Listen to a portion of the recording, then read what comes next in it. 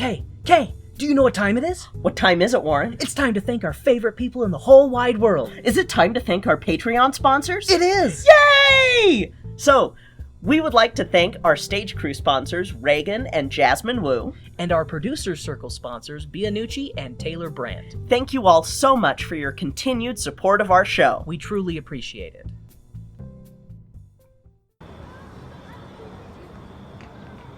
This is King Carouse from the Black History Buff podcast, and I know you're busy, but before you move on, I've got some questions for you. Do you know who the father of modern medicine is? Did you know that the most famous Russian writer of all time is black? Could you tell me the name of an Ethiopian samurai? Look, if you already know that black history is world history and can answer all of those questions, then please, just skip this message. If not, then hang on. In a world filled with false flags and fake news, the need for critical thinking has never been higher. And studying history helps us to understand today, avoid repeating the mistakes of the past, think critically and catch governments out in lies. It helps us to forecast the future, and it also helps us to solidify our cultural identity. Those are some useful skills to build, right? Being able to see clearly through the noisy, information-based society of today has gone from being a desirable skill to being an essential one. Now, I know what you're thinking. That all sounds amazing, but let's be honest, who's got time to do all that research? And well, that's why you need the Black History Buff podcast. Each week, I bring you a savoury slice of history that's gonna challenge, enrich, and entertain you. The show will make you think, help you learn something new about your history or the history of a friend or loved one, or at the very least, give you an interesting story to tell the in-laws when the conversation gets dry. So do yourself a favour and click the link or Google Black History Buff podcast, and please come check out the show.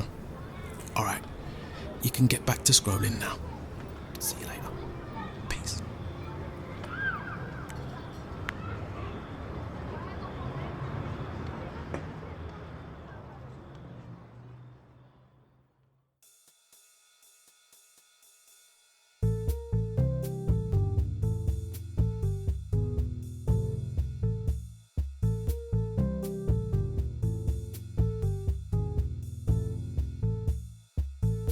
Welcome to Tone Deaf, a theater nerd's guide for their musically challenged spouse. I'm Kay, a musical theater nerd. And I'm Warren, I'm musically challenged, and Kay told me to get my screaming pillow because it's Black History Month, and that means white people suck. Well, you're not going to need it as much this year, because this year, because I kind of overdid it last year for myself, I'm making it a little bit easier on myself this year by focusing more just on musicals. A couple of plays are going to get sprinkled in, but it's mostly going to be 40s up to about the 80s, 90s. So, and we're not going to do 3 a week this year. I learned my lesson. But this year, or this first episode, we are going to be going back in time to the 1700s. So yes, you will need your screaming pillow for part of this. And for people tuning in for their first time on a Black History Month episode, these episodes are not explicit like the rest of our episodes. That means Warren is not allowed to swear. Thus, he needs the screaming pillow so that he can vent his frustration into this pillow. This is the time of the year where Warren is less Warren. Yes, Warren is a little bit less Warren this year, but it's because when I was growing up, I did not get as much exposure into Black theater history, and so we're rectifying that right now. I almost swore. So, I didn't think to go look into this particular person we're going to be covering today, because it wasn't something that I thought about, and we are going to be focusing more on classical music and opera, which is not the main focus of our podcast. but I feel that you can't talk about Black contributions in theater without talking about this person. So, another little bit of backstory. We have talked about this person before, but it was only for a Patreon bonus episode. And it was brief. And it was very brief. We did not go into detail about him, so this is the detail that I promised in the Patreon episode that is coming out now, because I needed time to try and parse out the language in the books that I was reading. I'm starting to understand why you don't like French. So, in today's episode, we're going to be covering a man who is considered the Black Mozart. His name is Joseph Bologne. Joey Bologne. My man. So for this episode, I'm mostly pulling from Black Mozart from Walter E. Smith. But I did have to go searching for sources to kind of corroborate with his sources in this book, because some of it was very difficult for me to read, which it was the way it was written, the flowery language. I'm so technical with what I read. Well, it's out of, I don't want to say out of date, but it's out of date. Like, just the way that the language is written. Just, we've modernized the way that we communicate information, and... I mean, this book was written in 2004. But just, you're saying the way that it's written. Yeah, the way it's written, he wrote it very flowery, and when I'm going for, like, a textbook, I tend to want to... when I go into research mode, I have to be in research mode and look at things written in a more scholarly fashion than in a prose fashion. You're looking for the nuts and bolts of it. This was very prose and very difficult to read. But this is going to be a shorter episode because this is going to just be a biography. We aren't really going to talk too much about the one opera that exists, and we'll get into his operas in a bit. Just because we did cover that on a bonus episode. And yeah, I don't want to have us rehash the same things. Plus, it would require going through notes and being, Warren, you can't swear. Hey! That's why I have this fantastic pillow that's clutched to my bosom. Yes, we'll probably talk a little bit about the plot of Anonymous Lover and such, but this is more of just to get you introduced to this person, because his story is very fascinating, and Anonymous Lover is a teeny tiny part of who Joseph Bologne was. So, to preface, there is not much known about Joseph Bologne, le Chevalier de Saint-Georges, goodness, with his early life for many reasons. I understand why the English waged war against the French for hundreds of years on and off.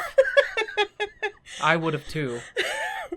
That makes sense. It's my English heritage. That's why I feel that English DNA firing up and going, the French! So, the main reason, and the most obvious reason that I am very distinctly familiar with in doing research into my own family history, is that Joseph's mother was a slave, owned by plantation owner Monsieur Joseph Bologne. So Joseph Bologne is going to be named after his father. The young Chevalier's date of birth is thrown into question, being sometime between 1738 and 1745, with December 23rd, 1745 being the most widely accepted date, until recently where the date's been changed to probably being somewhere in 1739. Yes. I just realized he's a junior. He is a junior. And his life gets kind of difficult towards in parts, but we'll get to that. There's also question regarding the actual name of his father, with the book that I am referencing pulling from several different biographies with different names for the senior Joseph Bologne. like I said, this was very difficult to follow, and it's even harder when you're trying to do a early biography on a black person prior to 1865. Yeah, prior to when they were recognized as human beings and citizens. Even then we weren't really.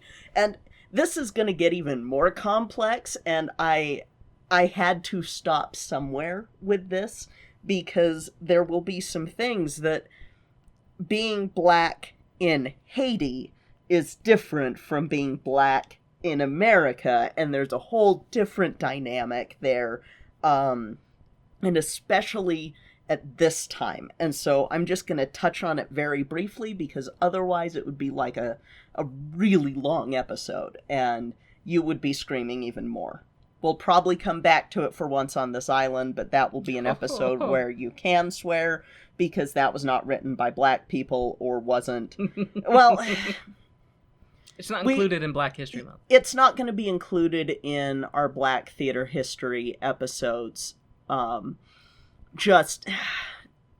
could be, because the ones that we're doing next were not written by black people, but they're kind of tentpole plays, so we have to cover them, because for the era that they're in, they were groundbreaking. It's complicated. Judgment. It's complicated. So I trust your judgment, and so do our wonderful listeners.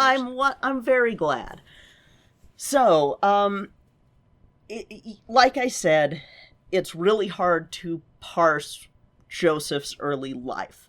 We are pretty sure that he was born on a smaller plantation on the island Guadalupe, but at some point in his childhood, his father was given land by King Louis the 14th on the French side of San Domingo, which is now Haiti, is the French side, the formerly French side, and then the Dominican Republic, at the time known as Hispaniola, was the Spanish side. Not a fun fact, this is actually the oldest European settlement in the Central American area. We can argue about the settlements in the north in 1066, but this is like the most... This is the one that Christopher Columbus founded, earliest known settlement. Thanks, Chris. Yeah, and there was a caste system in Haiti of black slaves that were separated into who worked in the plantations, who worked in the house, much like here, but you also had free mulattoes and free blacks, which is due to the Negro Code of 1685. More on that in just a second. Yay. So, but because of that code, if a slave could become free if she bore a white man's child and entered into a quote-unquote marriage with him, which was also a side effect of the less desirable white women being sent to Haiti from France, meaning there was a much more messed up reason for bringing black women as slaves and then giving them this carrot of freedom. I like carrots. Not this carrot, though. This carrot is rape, basically. I don't like that carrot. Yeah. It's one of those things where it's like, you can either deal with the stuff that I'm about to mention, or you can have this white man take you as a wife, regardless of how you feel about him. And it's really messed up. So I'm going to quote from the Black Mozart here regarding the slave code. So on the much larger island of San Domingo, Saint Georges found a very different atmosphere. There were many more slaves. The slave masters there were more cruel. Slavery on this island in general was worse than in the American colonies. The French slave owners were brutal and inhumane. The slaves were housed like animals, worked harder than animals, and fed so little that they slowly starved to death. A Negro Code was passed in 1685, authorizing whipping. The code number of lashes was set at 39. Later it was changed to 50. The colonists paid no attention to the code and often whipped the slaves to death. Animals were treated better and were fed to live a long life, but not the slaves. There was no end to the imagination of the slave traders and owners. Even the prisoners in French Guiana, made famous by the story of Papillon, were treated better. They could grow their own food, live separately, and had free time to do as they wished. The treatment of slaves was a perfect example of an economy based on slave labor. And there is some talk in this book about a term of a form of homicidal mania that they talk about in another book that's referenced called The Black Jacobins, that they go on to state, a mistress would poison a rival to retain the valuable affections of her inconstant owner. A discarded mistress would poison master, wife, children, and slaves. A slave robbed of his... I mean, well, not good, but you could stop at the poison the master part. And it's gonna get worse. This is why you get the screaming pillow at this point. A slave robbed of his wife by one of his masters would poison him, and this was the most frequent causes of poisoning. If a master conceived a passion for a young slave, her mother would poison his wife with the idea of placing her daughter at the head of the household. The slaves would poison the younger children of the master in order to ensure the plantation succeeding to one son. By this means, they prevented the plantation from being broken up and the gang dispersed. So basically a way to be like, our family will stay together and you can't sell my wife or take them with your brother. You have this weird... Yeah. You have this weird convoluted assassinations of just, we're gonna kill everybody that we need to ensure that our family gets to stay together, and just... Black, white, slave, whatever, just poison everybody. We're just gonna poison everybody. And this was the desperation that they had on this island. And I will just sort of end with, the most dreadful of all this cold-blooded murder was, of course, the jaw sickness, a disease which attacked children only in the first few days of their existence. Their jaws were closed to such an extent that it was impossible to open them and to get anything down, with the result that they died of hunger. It was not a natural disease and never attacked children delivered by white women. The Negro midwives would cause it, and it is believed that they performed some simple operation on newly born child which resulted in the jaw sickness. Whatever method of this disease caused the death of nearly 1/3 of children born on plantations. Because live free or die. And so that's a little bit from the book of that we did last year, Rachel. That's the sort of stuff that they were doing to ensure that their kids wouldn't ever have to deal with what they went through. So that's how bad Haiti was. You kill your own children because you'd rather them be dead than slaves. Than deal with what you've dealt with. So that is how bad Haiti is at this time, because the French are being the absolute worst. And this was stuff that I was not taught. And good Lord. So, like I said, this is some of the brutality that the Chevalier would witness before his father moved him and his mother to Paris around 1749. So, you can see he's like, oh crap, I've got to get my kid out of here. Because the Monsieur Chevalier did seem to actually love the black wife that he took and his son. It did seem that he cared about them. So he wasn't a piece of garbage like everybody else around him. He wasn't the piece of garbage. As far as we know, because it's very, according to all accounts, he's better. He's better. Yeah, he is not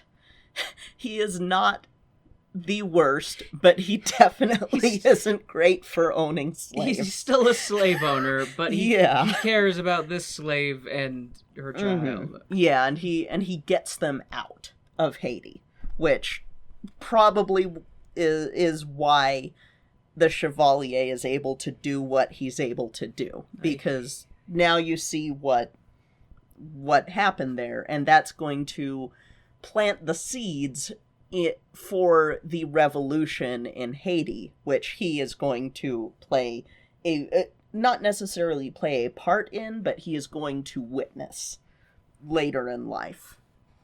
So his documented history doesn't pick up in earnest until he was 13.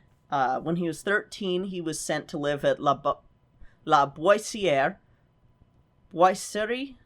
Goodness, French, man. It's a boarding school for the boys of wealthy women. So his dad sent him to a boarding school, which, at the time, that's what you do with your sons if you're well-to-do. You send them to a boarding school so that they learn everything. And then you see them only at Christmas. Exactly. And his time was spent studying, mastering the arts, science, literature, but while other boys spent the rest of his days partying, he studied the blade. Heck yeah. Sorry. It was a meme joke. It was a dumb meme joke. It is? Oh, I am not familiar with it. While you were busy partying, I was studying the blade. I didn't know that. It's I won't do the whole meme because it's not appropriate for younger audiences.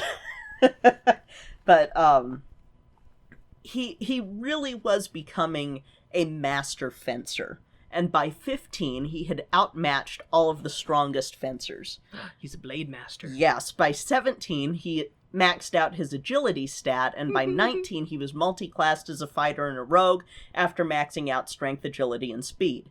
I don't know how he broke the game, but he did. This man needs a heron-marked blade. He does. He totally does. He even got the attention of the master fencer at the time, who was the boarding school was named for. So, this is, again, from Black Mozart. Saint-Georges was endowed with extraordinary strengths, with extraordinary vigor. Lively, flexible, slender, he was astonishing by his alertness. No one ever in the art of fencing displayed more grace, more steadiness. He had a superb style. His hand held up to the highest rendered him always the master of the weak side of his adversary. His left foot solidly planted, never wavered, and his right leg remained constantly perpendicular. This combination of skills provided him with that coolness which permitted him to raise himself up at the same time, to recover immediately with the swiftness of a flash of lightning. He was admired particularly in his manner of shadow fencing. He was so sure of his skills that he instinctively touched on both sides, and frankly while observing all the principles. His corté on the weapons were especially astonishing. He was even more surprising when the sword engaged inside. He would find himself at a good reach, and on guard for the first attack. He recommended not to shake or move, taking it upon himself to not make any false move before starting. If by chance he took the least time, the blow did not count. He executed the blow of corté sur l'arme with such precision, touching and repassing his foil in his left hand with so much quickness that the defender would not have the time to meet the iron for the parry. One can imagine what a fencer with such speed can do, who can call his thrust beforehand, or will from a far-reaching range, who always stood apart with one of the most imposing guards. If one wished to take his sword, one found nothing. His point had such lightness that one could not feel it. If, unfortunately, one wished to lose one's temper, he was stopped, thrust before his feet had touched the ground. Finally, one dared not attempt anything. The straight blows, the disagreements succeeded one another and overpowered you. And basically goes on to say, this man was tough. And because fencing wasn't enough, he also mastered horseback riding some of the most temperamental horses bareback. Oof. He was a master ice skater using that agility from fencing. Then he took to running. Then he learned to shoot for fun and became one of the best marksmen of his time, which tracks. As you've heard me rant about a lot, there is an incredible pressure to be the best at everything to be taken seriously by white society. And here's Joseph doing that same thing. He masters the violin in a short time under the tutelage of Jean-Marie Leclerc, which he's one of the greatest violin players at the time. When he left boarding school at 19, he got to experience some of his first documented racism. He decided he wanted to join the company of musketeers, and was not allowed because he was black. Because he was not of a noble race. Didn't matter that he was the best. Incredibly skilled, incredibly intelligent. Mm-hmm. Didn't matter that he wanted to serve. Mm-hmm. It just didn't matter. He was black. And then here comes his next smack of reality. And this was with who he called his only true love. I did not see her name in this biography, but he was 20, she was 18 when they met. They had this deep love affair for several years that was doomed for the start because she was a white woman, and while he was a noble, he was still black. Her father and brothers were the ones to forcefully break them apart, and then they married her off. And he was never able to speak to her again, and after that he never really recovered from the heartbreak, saying, I did have amorous or gallant adventures. It was, however, in the place of the home that I dreamed with the only woman that I've ever loved. I followed my destiny. If I flew from one woman to another, it was not my fault. And the thing that they talk about is that he had so many women, like so many affairs, and each one he would devote everything to them. But it wasn't. It was sort of a, I can't love you as much as I loved her, and yeah, and it was very like women loved him. I mean, it sounds like he was a hunky, fit, he was suave, intelligent person. Yeah, he was the. I'm in love with him just hearing about him. Yeah, he was the complete packaging. We've even got a picture of him right there for you, complete with fake powdered wig and all that nonsense, and fake beauty mark right on the cheek, because you always have to have that cheek mark. It's like a cutie mark on ponies, except cancer. And you don't get magic power. Right. I guess okay, not all beauty marks are cancer, but you should probably get them checked. His magic power was a lifetime of pain. Yeah, and I could go on about his history in general, but we are a history of musical theater podcast, and I've got to tie this back in somehow. So let's jump forward now to 1766, which is when he began to study under composer Francois Joseph Gossec. He studied composition and honed his violin skill, presenting his first concertos in the winter of 1772 at the Concert des Amateurs. French. In June of 1773, he published 6 string quartets, making him and Gossec the first French musicians to do so. Prior to this time, this was the string quartets were mostly Austrian, namely the first person to create a string quartet being Haydn. When Gossec was chosen to lead Concert Spirituel, he named the Chevalier to be the new conductor of the Concert des Amateurs. Now, this was partly to rebuild the Concert Spirituel, which was more geared towards the privileged members of society, but Gossec had done so well with the Concert des Amateurs that he needed to be called in to save Spirituel.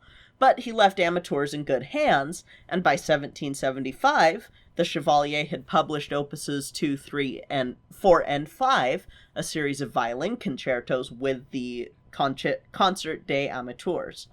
So he's conducting, he's playing, and composing, and doing it all while black in France, which is going to be really difficult soon. Spoiler alert, Haitian Revolution. Not that it wasn't already difficult, because he was being considered for the assistant director of the Royal Academy of Music, a.k.a. Paris Opera, but let's let this passage say what happens. Where'd it go? So, This caused a great protest from Mademoiselles Arnauld, the opera singer, Grimard, the exceptional dancer, Levasseur Rosalie, and other actresses who signed a petition to the Queen, Marie Antoinette, in order to off with her head! In order to represent to Her Majesty that their honor and privileges would not permit them to take orders from a mulatto. Saint Georges' request was rejected, their honor indeed. Rabelais said that when one thinks that Mademoiselles Rosalie, Arnauld, and Guinard, these three divinities of opera, were also famous for their licentious lives and their corrupt souls, it is suggested that by some that the irritation of this rejection had contributed to rendering the mulatto more to ideas of the revolution that began to slowly spring up. On the contrary, Saint Georges was a democrat at heart, though reared as an aristocrat. A man of color, he had been born among the common people, and in sympathy he remained one of them. He went on to say, a young American, known as the Chevalier de Saint-Georges, combines with the most gentle manners, with all skill in all physical exercises, and very great musical talent, but the artist nevertheless at once addressed a petition to the Queen, and basically racism is why we didn't have the Chevalier. We're not going to take any orders from him because he's black. Basically. And he does get the last laugh and gets to keep his head during the French Revolution, so... yeah. Good! I'm glad that he didn't lose his head when heads were rolling. In fact, we'll get into it, but he actually took part in the French Revolution. And he ended up withdrawing his application for the opera to keep the Queen from being embarrassed, but he did end up being one of the few musicians who was allowed to play for her when she moved to only having private parties with musicians instead of going to operas or whatever. It was, no, I just want them to come to me. And he was one of the few that was chosen. And like I said, I'm not going to go too much into this because we're a musical theater podcast, but while he technically survived the revolution, he did get majorly screwed over, and at the end of his life depressed me. But it was more of, it wasn't the same depressed me that it could have been, but it definitely was one of those, like, I almost swore. It was one of those things where I was just like, y'all? Really? Really? I was not happy. So, let's look in happier times, though. We're going to talk about the Chevalier's operas. So, beginning with Ernestine in 1777, the Chevalier wrote 6 operas. Unfortunately, 5 of them are lost, with 2 of the lost ones at least having notes or numbers from the opera surviving. The lost operas are Ernestine, which was not received well because it was his first, and the libretto was terrible, even if the music was brilliant. La Partie des Chasses, La Fille Garçon, which was... La Partie des Chasses was 1778, La Fille Garçon was 1787, and is completely lost. Aline et Dupré, ou Les Marchands des Marrons, 1788, it was a children's opera that's completely lost. Guillaume Tout-Court, ou Les Amis du Village, 1790, also completely lost, and his last opera. One opera has survived, however, and that is one of my new favorite operas. In French, it's called L'Amant Anonyme. In English, it is The Anonymous Lover. LA Opera produced a socially distanced version in 2020 that was fantastic, and I would love to see them release it for purchase someday. This was his most popular opera, with the second one being La Partie des Chasses. Okay, so at least his most popular one survived. Yes, his most popular one survived. They made sure of it, and I will say that the loss of operas, that one could have been due to racism, or it could have been due to we are missing so many operas from so many people. Because that period of time, if your only copy was in the opera house and the opera house catches fire. or if your only copy is in the hands of a wealthy patron and their head goes rolling and their place gets ransacked by the revolution. Yeah, so it's very difficult to know which reason it is for his operas going missing. I would just like to... I'm sorry, I didn't mean to interrupt. Oh, no, you're fine. I would like to just take a moment just to briefly reference what we covered in... I was hoping you would. Yes, because I've ever since I was a little kid, I've had, even though being tone deaf and musically challenged, I've had a wide appreciation of different types of music. Ever since I was a little kid, I've always enjoyed classical music. And I would, here and there, I would listen to Beethoven and Mozart and Bach and stuff like that, just really enjoying the strings and just all this epic sounding orchestral playing. Yeah. When we watched The Anonymous Lover, immediately I got chills listening to them playing Bologne's music. Like Black Mozart does not do him justice. No, it does not. He was incredible. Like I was so incredibly blown away by how good his music was. I was sitting here going, this is some of the most amazing ambiance music I have ever heard. I could just have that playing in the house all the time because it sounds so good. Just amazing. Like I was, and it sucks that art is intrinsically something that humans create, because we're just creative individuals and we want to share our creative thoughts and expressions. Everybody can benefit from art. Everybody can benefit from art. And just the fact that we lose art because of things as petty as skin color and racism, that, because you made this, it's not as much of value, is ridiculous. It is absolutely absurd. Yep. And it made me so frustrated that I've gone 30 plus years of my life not knowing that this man's amazing music existed. And I'm just sitting here going, in a different world, I could have been listening to him growing up too. Yes. And would have had a black classical musician that I could reference and been like, yeah, this Joseph Bologne is an amazing composer and apparently amazing at everything. Yeah. Because you have to be amazing at everything to be taken seriously with white people. Well, and as we've seen, he still wasn't taken seriously. No. Even as accomplished and talented and dedicated as he was, it was still not good enough for the powers that be. Yeah.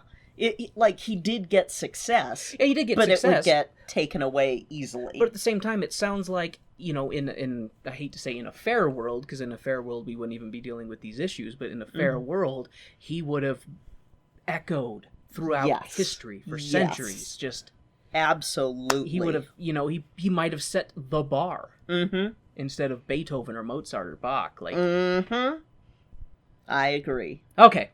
Warren rant over. And his music, his concertos are available on Spotify at least. So teachers, that is available to you should you want to play his music for your students, especially during art time or reading time or things like that. Yes, classical music is excellent during study periods. And his is perfect. His is great. Oh, it's so good. Anyway, so he's composing violin for Marie Antoinette. He's being all around amazing. And then his financial backer, the Duke of Orleans, dies. Via beheading? No, just dies. The Duchess is so despondent that she shutters the theater, leaving many unemployed, including one Chevalier de Saint-Georges. So, that leaves him free when he's approached to tour London for fencing, violin playing, and a little bit of abolition activism. Nice! Because when you're black in the world that's been colonized by Europe, your life becomes political. What does that sound like? Your existence is political. Yep. But that's cool, though, that he was called to, hey, come to London and show racists that you're awesome. Yeah, and he ended up at, while he was in London, he does take part in a fencing duel, and the winner isn't clear. Like as in like a duel for honor, or like Just just honor. just practice? Just sort of a practice duel, a duel for honor. I wasn't sure if it was like you stepped on my shoes, sir. No, it was an exhibition basically, because that was what he was fencing exhibition. A comparison of styles, as the Japanese would put it. Yes, and the winner's not clear. Either he actually lost fair and square, or because he's a gentleman, he let Mademoiselle d'Aon win.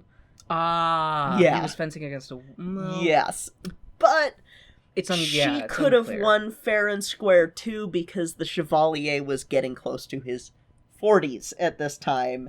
She could have been the 1700s. She very well could have been an accomplished fencer in her own right, and as a woman at that period, she would have been just as eager to be like, I am of worth, I can do... Yeah, and he even would say she won.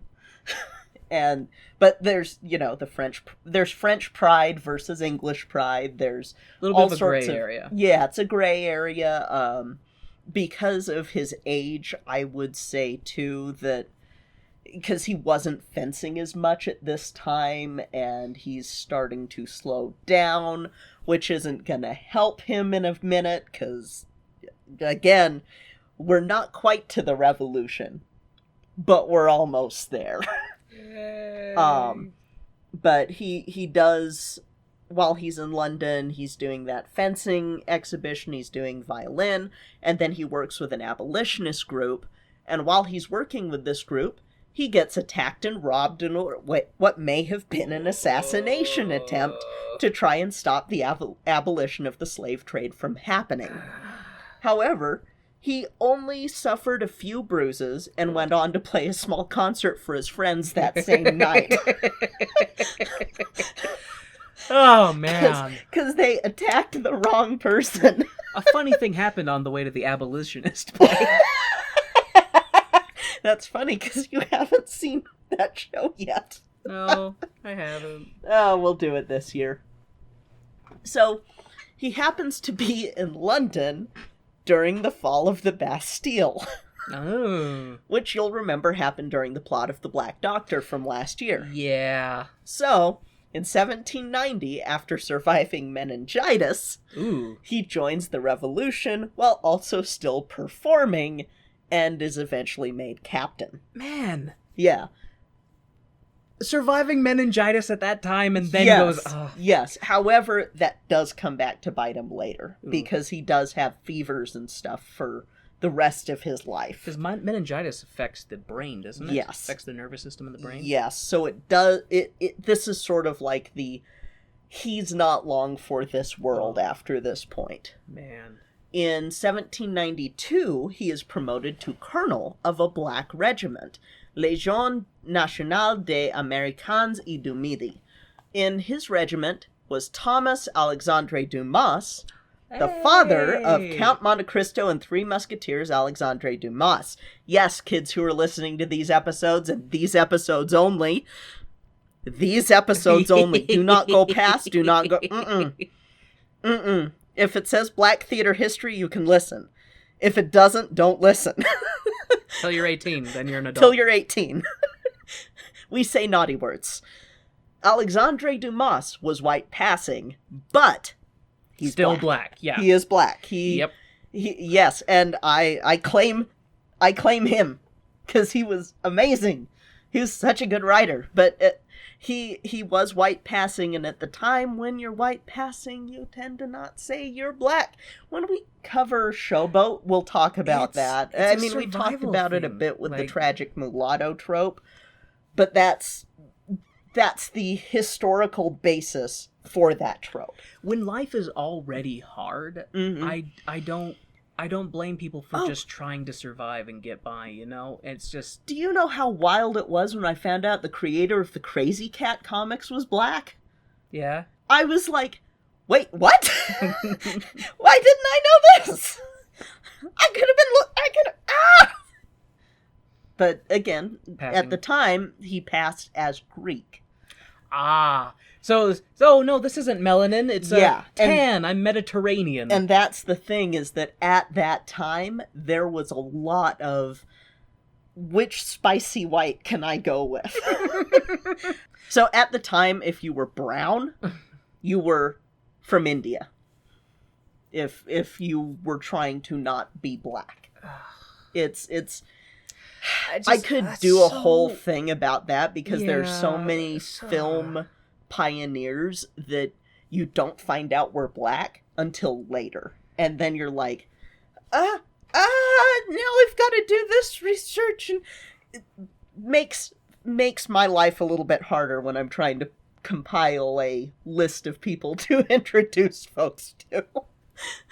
So I'm not going to get too much into the Chevalier's history in the army, since, again, not the focus of the podcast, but he got screwed over. He ended up losing his rank and everything and getting very disillusioned, and and there's a whole thing about that. I highly recommend reading Black Mozart. Granted, it was a little hard to parse out what exactly led to it, but other than most likely racism. But considering that we're still dealing with that now in the modern day, it's one of those, like, chances are. It gets really frustrating when you want to be like, I don't want to say that everything is racism, but everything is racism. Mm-hmm. And it's not to say that it's one of those things that I feel as a people, as a species, we need to reconcile with this. Because, like, humans just need to reconcile with this to fully move forward. Because I would say America needs to reconcile, but Europe also needs to reconcile. Everybody needs to reconcile with what we've all done to... Well, it's especially hard because we're still othering each other all over the world. So it's like we have still not moved past that tribalism. Yep, and it's one of those things that it's why I feel history class does need to be very honest with the history, because it happened. It happened. You've got to, and once you've acknowledged it's happened, then you can start building trust, and then you can start moving forward. And you've got to, though, acknowledge the truth of what happened, acknowledge that thing happening, like, for example, slavery is why slavery led to a bunch of other things, such as Jim Crow, such as poll taxes, such as just segregation in general, and then even though that was passed, even though desegregation happened, that doesn't mean that it was followed through with. And then you have redlining, and you have it's sort of it's a building block pyramid of bad. It's like throwing a smooth stone on a river and just watching it skip through the decades. Yes, and so you've got to acknowledge the history that happened, acknowledge what it led to, and then find ways to fix it. But you can't do that without knowing what happened. Mm-hmm. So, we're going to talk a little bit about some of the stuff that happened towards the end of Joseph Bologne's life. He ended up trying to return to Haiti post-Haitian Revolution. We'll most likely talk a lot more about Haiti's revolution when we do Once on This Island, because you'll need that context when we cover that show. Mango? That's the one with the mangoes. So, basically, he leaves one revolution for another. And then, when he gets to Haiti, he realizes that the one last chance he had at reclaiming something for himself was gone. His father's plantation had long since gone into disrepair and then been burned down, so he had nothing left to his inheritance because of this. And again, previously, his money from the Duke of Orleans had dried up because the Duke of Orleans was dead. And he did not have the ability to make money from the king, because that wasn't a thing in France anymore. And then the French Revolution, with the garbage that happened to him when he was a colonel, he just doesn't have money. And even though he is respected on Haiti, he is still in the mulatto caste, which leads to some tension, because for a time, they're considered free, but never white. And there's this whole thing we'll get into on Once on This Island regarding this, and why, rightfully, the other black people on Haiti would not trust him fully. So he returns to France, super depressed.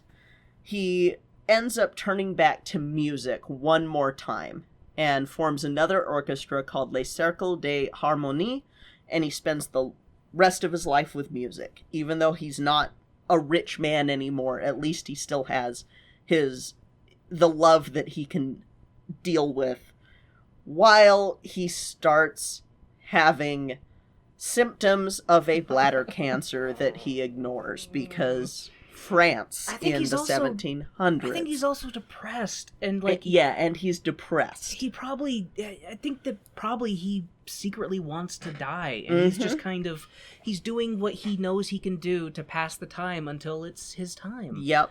And I'm just like, God, I want to go back in time and give him a hug and go, oh, I'm sorry.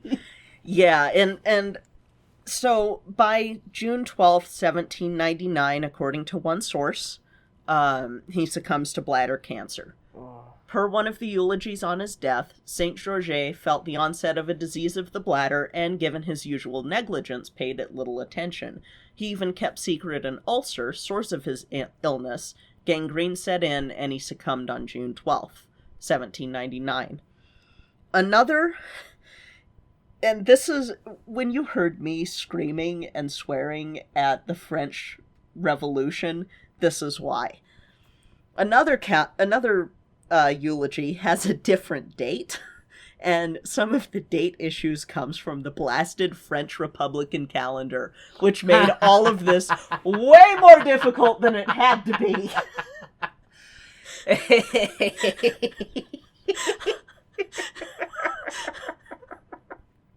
For some time, he had been tormented by a violent fever. His vigorous nature had repeatedly fought off this cruel illness, but after a month of suffering, the end came on 2021 Prairial, June 9th, in the Gregorian calendar, at 5 o'clock in the evening.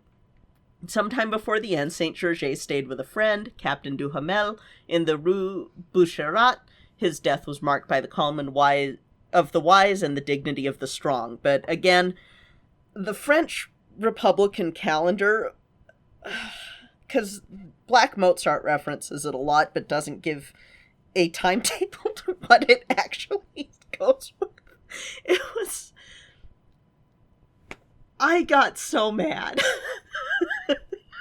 I got so mad trying to find dates for things and trying to cross-reference things. It kind of... I know it's apples and oranges, but it kind of reminds me of ancient... people who study Rome, and the way that Romans kept dates. Oh my gosh! It would be like, this event happened 4 years after the birth of this individual. Like, that's how they did dates. It wasn't... the 5th of August or anything like that. Yeah, and the French Republican calendar basically was around harvest. So it wasn't based on the moon, it wasn't based on a solar calendar. Based on when you plant and harvest. Yeah, and the months are actually named after... Was it? It was 3 weeks of 10 days? Yeah, it's 3 weeks of 10 days, and the months are a mess, named after, what you're planting, and it made me so mad. It made me so mad, you guys. I can believe it. I mean, you heard me screaming at the... I did. So, with all of this said, this is the end of the coverage of Joseph Bologne, Le Chevalier de Saint-Georges. He was an unsung hero who finally, thankfully, is starting to get some recognition. I had hoped that a copy of the biopic on him was available, but it appears to be out of print right now, unfortunately.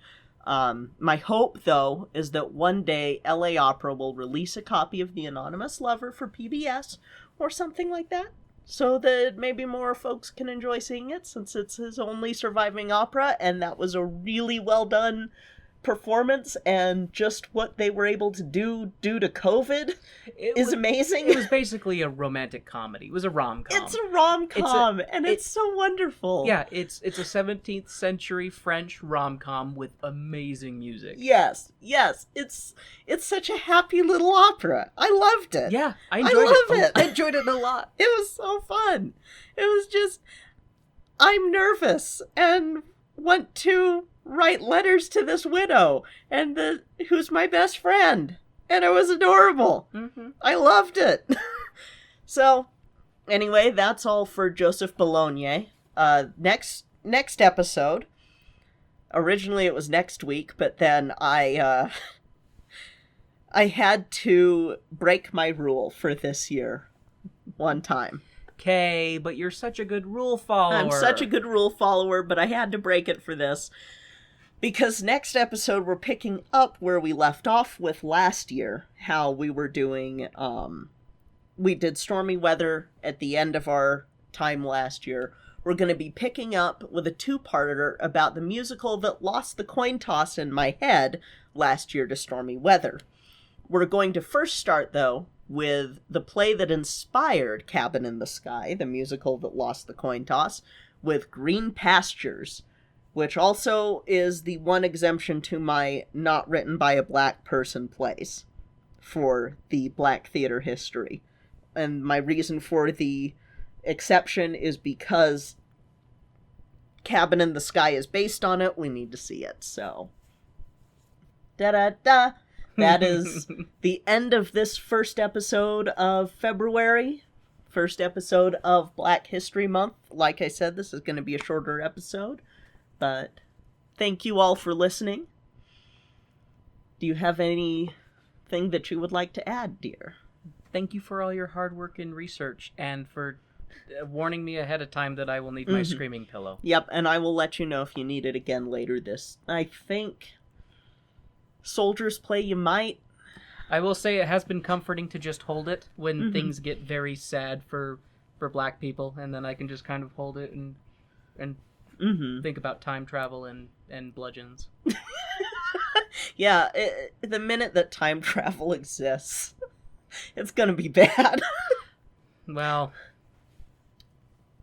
I think I will not have it's a fantasy. Fantasy. I won't mess with the space-time continuum. I will just think about messing with the space-time continuum. Then this white guy showed up in a Panzer. You know, maybe the most benign thing I could do is just pop out with a spray bottle when people are being bad and go, no, and just spray them like I would a cat. No, you don't treat other people like this. No, bad French person. Invent a language that isn't ridiculous to read. Or a calendar that. Yeah, that was annoying. That was so annoying. But anyway, so thank you all so much for listening. Again, we hope that you enjoy these episodes, that they teach you something, because these are more educational episodes than funny episodes. Well, there is some humor to be had in some of our episodes. Although we have to, otherwise it would just be me crying. Yeah, otherwise it would just be Warren crying, and you... Well... Or screaming. It's not crying, it'd be me whimpering and screaming. Yeah, because the witch does not allow you to cry. The curse of the witch makes all tears that I would shed transfer to you. Yes, as we have established in episodes that children should not be listening to. In our extensive tone-deaf lore. Yes, in our extensive tone-deaf lore. But anyway, thank you all so much for listening. This is my third time saying that because I'm terrible at outros. Well, you can reach out to Kay and I on our home base, which is tonedeafmusical.com. There we have links to all of our wonderful social medias, our Twitters, our Instagrams, our Facebooks, as well as a link to the Cast Junkie Discord server, which is not safe for work, but, as of late, it's not too bad. I mean, It depends on how slap happy you are. But the whole entire Cast Junkie Discord community, there's a lot of great shows there, and a nice community full of fun people, and you can come hang out and say hi. Yes. If you want to help out the show, please drop a review on iTunes, Podchaser, Stitcher, wherever you get your podcasts. 5-star reviews really do help the show, helps us get up in the rankings, so that more people can find out and more people can learn. And if you ask Kay to sing your review, Kay will sing the review on the show. Yes. And if you mention Latte in your review, who is the mostly silent co-host that you've heard throughout some of this episode with her tearing and drinking and chewing, she gets a cookie. Yes, she gets herself a cookie. And if you want to go above and beyond, you can support us on our Patreon, which is Tone Deaf Musical. You can also buy t-shirts, sweaters, stickers, masks at our TeePublic, which is also Tone Deaf Musical and is linked on our website, tonedeafmusical.com. Anyway, I think that'll be it for this episode. I'm Kay. I'm Warren. And this has been Tone Deaf.